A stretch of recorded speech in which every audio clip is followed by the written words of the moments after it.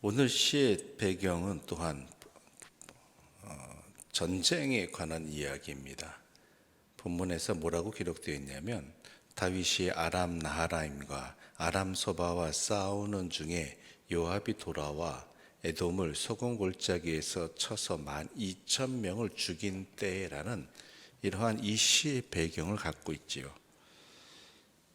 이 시가 그 배경이 사무엘하 8장과 역대상 18장에 보게 되면 다윗이 아람 소바 등 북쪽 지역을 정벌하고 소돔골짜기에서 에돔을 쳐 죽인 사건이 기록되어 있는데요. 이를 배경으로 하고 있다고 합니다. 물론 결국은 이 전쟁에서 그는 큰 승리를 거두었지만 이 승리 이전에 이스라엘 군대가 일시적으로 큰 위기에 처한 때가 있었다는 것입니다. 바로 그 위기 속에서 지은 시가 오늘 시편 60편입니다. 큰 위기 속에서. 그래서 1절에서 이렇게 말하고 있는 것입니다. 함께 읽겠습니다. 하나님이여 주께서 우리를 버려 흩으셨고 분노하셨사오나 지금은 우리를 회복시키소서. 주께서 우리를 버려 흩으셨습니다. 이유가 뭐예요? 분노하셨다라는 것이죠. 누구에게? 우리에게. 그러니까 버리고 흩으셨고 분노했다라는 이 표현 속에서 얼마나 큰 위기가 닥쳐왔고 다윗은 이 위기가 본인들에게 있다라고 원인이 그렇게 생각한 것 같습니다. 즉 하나님 앞에 자신들이 지은 죄가 있기 때문에 하나님께서 분노하셨다라고 이해한 것이지요. 왜냐하면 전쟁의 승패는 하나님께 달려있는 것이라고 다윗은 분명히 믿었기 때문입니다. 그런 하나님께서 이스라엘에게 분노하신 것은 이스라엘이 분명히 죄를 졌기 때문이라는 것이죠. 그래서 다윗은 하나님께 간구하고 있는 것입니다. 어떻게 하면 전쟁에 승리할까가 아니라 어떻게 하면 하나님께 용서를 받을 수 있을까? 하나님이 우리를 어떻게 하면 용서해 주실까? 바로 이 부분에 오늘 본문의 시편은 분명히 그 내용을 말하고 있는 것이지요. 3절과 4절의 말씀 함께 읽겠습니다. 3절과 4절입니다. 주께서 주의 백성에게 어려움을 보이시고 비틀거리게 하는 포도주를 우리에게 마시게 하셨나이다. 주를 경외하는 자에게 깃발을 주시고 진리를 위하여 달게 하셨나이다. 하나님께서 우리 주의 백성에게 어려움을 보이시고 포도주를 마시게 비틀거리게 했다라는 것이죠. 정신 못 차리게 하신 이유가 뭐냐면 주를 경외하라는 것이라는 것입니다. 어떻게 하면 이 전쟁에 승리할까가 아니라 어떻게 하면 주를 경외할까를 회복하라는 것이죠. 그래서 결국 전쟁의 승리의 깃발은 주를 경외하는 자에게 하나님께서 주시는 것이다라고 다윗은 분명하게 고백하고 있는 것입니다. 우리는 승리를 갈망합니다. 어려움은 이겨내기를 갈망합니다. 그래서 어떻게 하면 이 승리를 할 수 있을까? 어떻게 하면 이 어려움을 극복할 수 있을까라고 하는데요. 그리스도인에게는 분명합니다. 답이. 바로 여호와를 경외하는 것에 있다라는 것입니다. 하나님의 뜻대로 살아가는 것에 있다라는 것입니다. 하나님을 나의 하나님으로 온전히 섬기는 것에 있다라는 것이죠. 왜 그렇게 하시는가? 그게 참된 삶이라는 것입니다. 그리고 그리스도인들에게 그것을 요구하시는 것은 세상을 향해서 그것이 증거되어져야 되기 때문이라는 것이지요. 그래서 5절에서 이렇게 말합니다. 주께서 사랑하시는 자를 건지시기 위하여 주의 오른손으로 구원하시고 응답하소서. 우리가 주께 나왔습니다. 또한 주를 경외합니다. 회개합니다. 하나님 앞에 바로 서겠습니다. 이렇게 회개할 때 하나님께서 우리에게 응답하여 주십시오라는 것이죠. 그래서 어떻게 해서요? 우리 하나님은 응답해 주시는 하나님이라는 것입니다. 우리 6절과 7절의 말씀 함께 읽어보겠습니다. 6절과 7절입니다. 함께 읽겠습니다.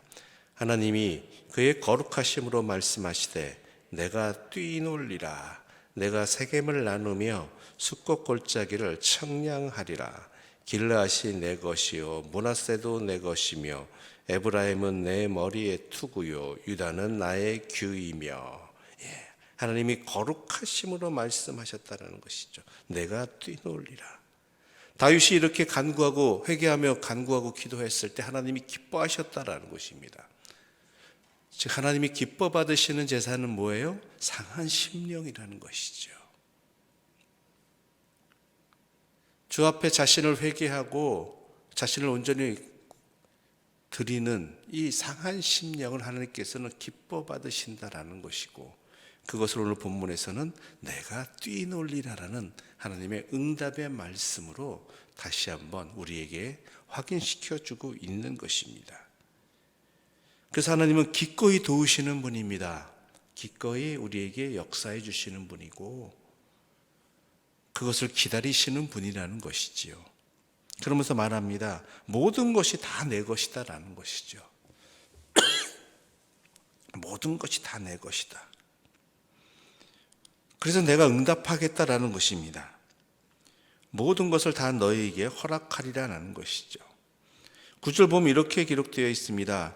누가 나를 이끌어 견고한 성에 들이며 누가 나를 에돔에 인도할까? 그 얘기는 뭡니까? 다윗이 질문을 던지는 것입니다. 누가 나를 이끌어 견고한 성에 들이며 누가 나를 에돔에 인도할까? 결국 이것을 모두 이루시는 분 누구시다고요? 하나님이시다라는 것입니다. 하나님이시다.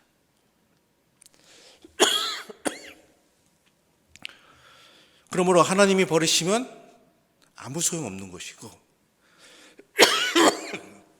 죄송합니다. 하나님이 또한 이루어 주시면 우리는 어디든 다 갈 수 있다라는 것입니다. 그러므로 12절에서 이렇게 말하고 있는 것입니다. 함께 읽겠습니다. 우리가 하나님을 의지하고 용감하게 행하리니 그는 우리의 대적을 밟으실 이심이로다. 누가 대적을 밟으십니까? 하나님이 밟으신다라는 거예요. 우리가 할 일은 하나님 앞에 서는 것, 하나님의 뜻에 따르는 것. 이스라엘은 그런 경험을 참 많이 했습니다. 홍해를 어떻게 건넜습니까? 하나님이 건너게 해주셨습니다. 아니 그 이전에 애굽에서 그들이 해방될 수 있었던 것도 누가 행한 것입니까? 이스라엘 백성들이 애굽 왕 바로에게 항거하여서 아니면 간절히 소원해서입니까? 아니라는 것이에요. 말도 안 되는 하나님께서 10가지 재앙으로 애굽을 치셨기 때문이었고, 또한 그 이후에 쫓아오는 애국 군대를 물리치고 이스라엘이 홍해를 건널 수 있었던 것도 하나님이 놀라운 역사였다는 것이죠. 그뿐만이 아니죠. 가나안 땅에 들어와서 첫 성인 여리고를 무너뜨릴 때 인간적인 방법으로는 말도 안 되는 방법 아닙니까? 그렇지 않습니까? 그 견고한 성 앞에서 성을 도는 일로 여호와의 말씀대로 따라 행하는 일, 그것 하나밖에 없었는데 하나님께서 그 성을 무너뜨려 주셨다라는 것이죠. 결국은 이 모든 것들이 전쟁의 승리는 누구에 의해서인가? 이 모든 전쟁의 뿐만 아니라 모든 일을 결국은 이루시는 분은 누구이신가? 하나님임을 잊지 말라는 것입니다. 그 이야기는 이스라엘 백성들에게 무엇이 중요한 것이고 무엇을 행해야 되는지를 분명하게 말해주는 것이죠. 이를 이루시는 분 하나님이시라면 주 앞에 서는 것이 제대로 사는 것이고 주의 말씀대로 살아가는 것이 제대로 사는 것이란 말이라는 것이죠. 우리 또한 마찬가지입니다. 인생은 능력이 있는 것 같지만 그렇지 못합니다. 우리에게 힘은 오직 하나입니다. 여호와를 찾아가는 것, 여호와 앞에 서는 것. 우리의 힘은 그것뿐입니다. 그런데 그것마저도 헛된 데 쓰기 때문에 문제가 되는 것이고 점점 잘못하기 때문에 하나님으로부터 멀어지는 것이겠지요. 아버지를 거역하고 아버지를 모욕하고 아버지의 모든 것을 탕진한 작은 아들이 할 수 있는 힘은 뭐였어요? 아버지를 기억하고 아버지께로 그 머나먼 길을 돌아가는 것이었습니다. 그 아버지를 용서를 받을 수 있는 그 어떠한 아버지의 재산의 회복이나 명예의 회복에 관한 기록은 없습니다. 오직 하나입니다. 아버지께 돌아가서 상한 심령으로 아버지께 회개하는 것. 우리 또한 마찬가지죠. 그렇다고 오해하지는 마십시오. 회개만 하면 된다. 회개라는 것은 내 삶을 바꾸는 것입니다. 하나님 앞에 내 삶을 돌이키는 것입니다. 그리고 내 중심에 하나님만을 두는 것입니다. 그리고 주의 말씀대로 살아가겠다는 그 돌이킴과 그러할 수 있도록 하나님께서 나에게 힘을 주시기를 간구하는 그 모든 것들이 우리에게 매우 중요하다는 것이죠. 그리고 살아가야 됩니다.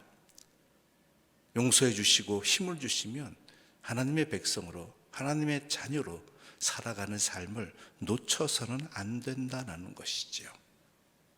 그럴 수 있도록 우리를 기다려 주시는 분 우리 하나님이시고, 우리가 돌아왔을 때 기뻐 뛰노르시며 응답해 주시는 분도 하나님이십니다.